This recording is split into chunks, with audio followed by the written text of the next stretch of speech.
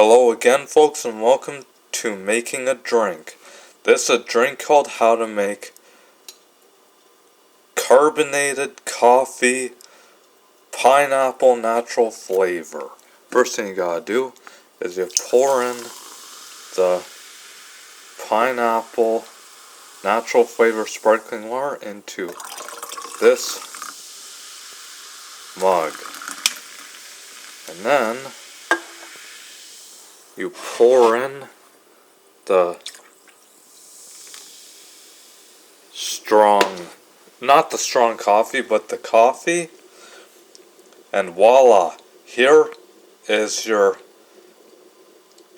carbonated coffee pineapple sparkling water. Enjoy it, folks, and thank you for watching.